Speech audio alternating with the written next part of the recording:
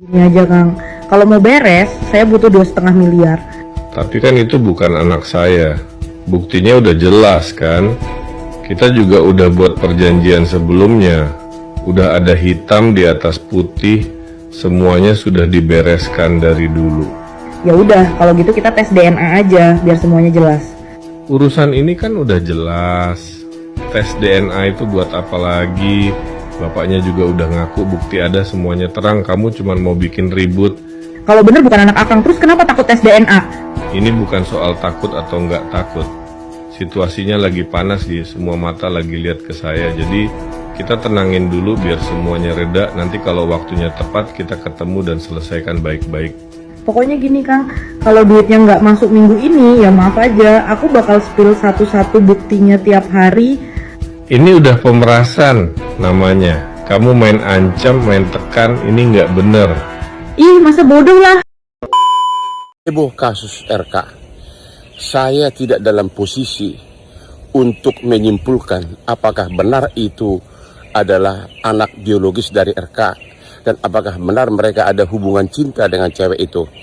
Saya hanya membahas tentang aspek hukum. Bagaimana upaya perlawanan yang dapat dilakukan oleh seorang istri yang sah terhadap wanita yang terus-terusan memburu suaminya meminta pertanggungjawaban. Ada cara yang lebih efektif, yaitu kalau si istri sah mau, kalau tega, buat laporan perzinahan ke polisi, di mana terpaksa yang dilaporkan adalah si cewek maupun suaminya. Ya, ini terlepas dari kasus RK, ini hanya secara normatif, ya. Akhirnya nanti akan jadi tersangka si cewek, si pacar maupun si suaminya. Setidak-tidaknya itu bisa dipakai sebagai bargaining power untuk berdamai. Akhirnya kemudian si cewek itu, si pacar mau diam, tidak lagi mengejar-ngejar suaminya, ya. Tapi ada kemungkinan kasus berlanjut terus. Menyarankan agar istri sah membuat laporan polisi dugaan perzinahan tidak hanya atas perempuan yang mengejar pertanggungjawaban, tetapi juga laporan polisi dugaan perzinahan atas suaminya sendiri. Karena si perempuan dan suaminya akan terancam masuk penjara, maka perempuan tersebut akan memilih diam daripada terus memburu suami untuk meminta pertanggungjawaban. Langkah ini menurut Hotman Paris terbilang tega karena bisa berujung suami sendiri akan masuk penjara jika memang benar adanya, tapi bisa membuat perempuan yang mengejar pertanggungjawaban untuk mundur. Kembali lagi di IO Channel.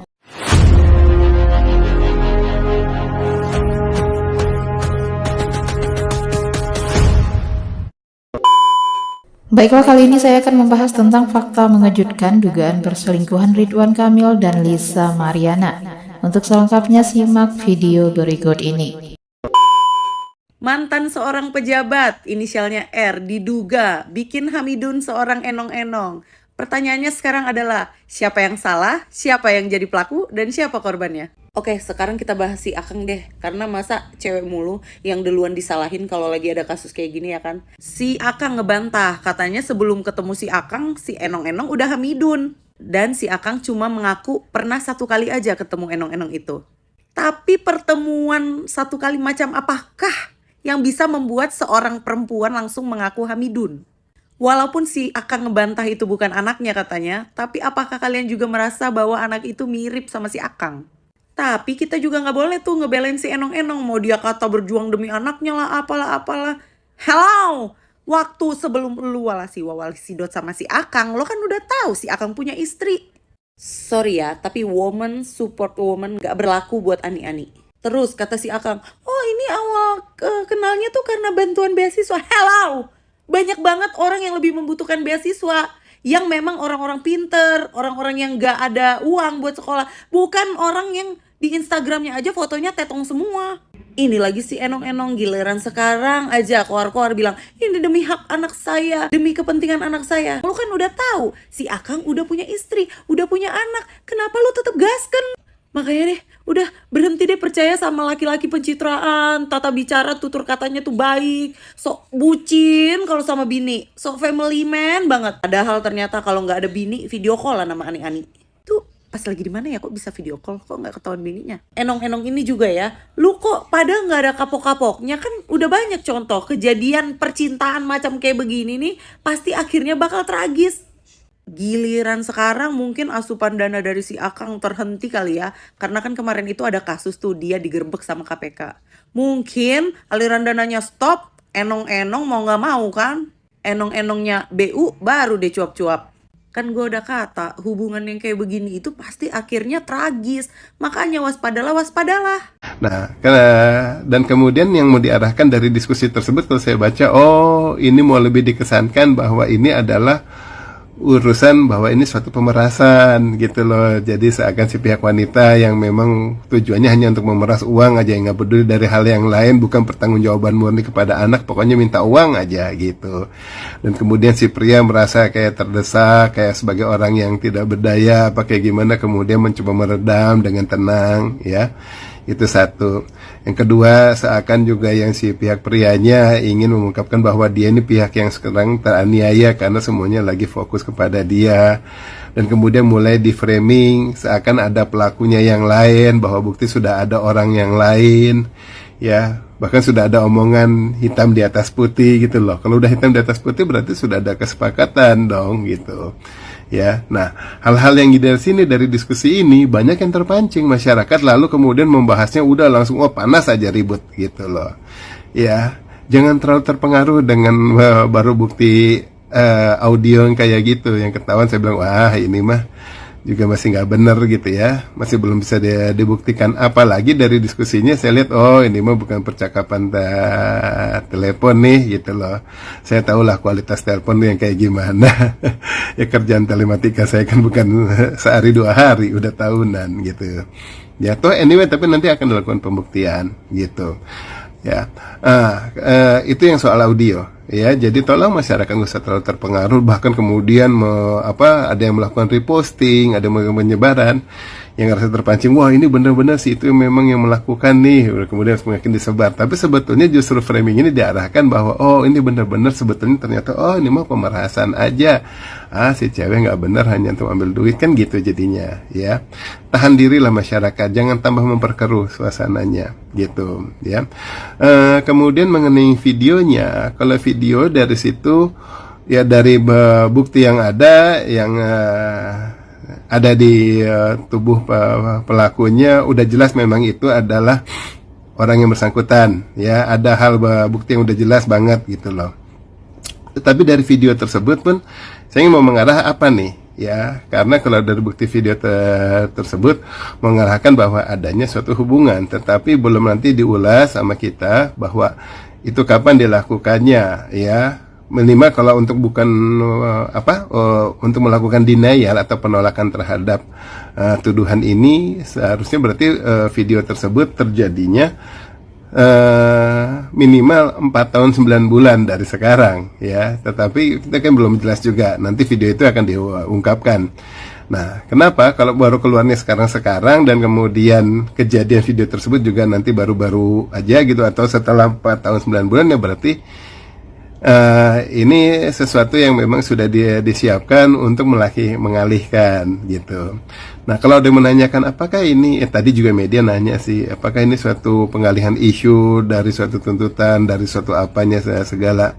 Maaf, di telematika itu nggak ada praduga bahwa ini pengalihan isu atau segala yang kayak gitu, nggak. Kami orang telematika nggak pernah belajar yang mengenai pengalihan isu, motivasi, modus, lain sebagainya, enggak. Kami hanya tinggal mengungkapkan fakta digital atas apa yang ada gitu loh.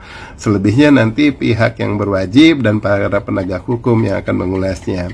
Nah, yang saya sampaikan kepada media baru sebatas hanya untuk sesuatu hal yang bisa memang sebagai konsumsi media, kan, konsumsi publik ya. Seperti biasa, selalu saya pasti pakai standar saya bahwa saya baru akan mengungkapkannya secara hukum, demi hukum dan kepada orang hukum. Jadi kalau hanya sekedar misalnya ada pengacara aja ngobrol kayak gini-gini, baru ngobrol mah saya nggak akan mengungkapkan hal-hal yang terlalu mendetil.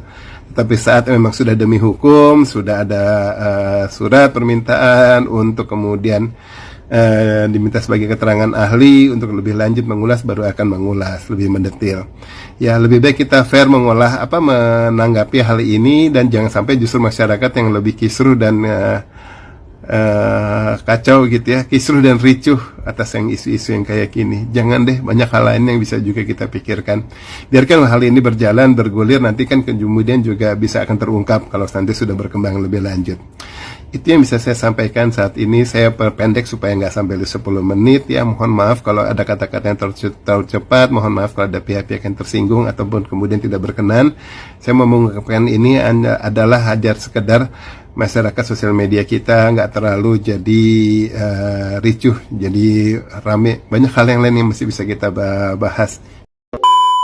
Hebohnya kabar terkait isu dugaan perselingkuhan Ridwan Kamil yang diungkap Lisa Mariana masih menuai sorotan di kalangan publik tanah air. Sejumlah hal pun turut mengemuka di balik dugaan kabar mengejutkan tersebut.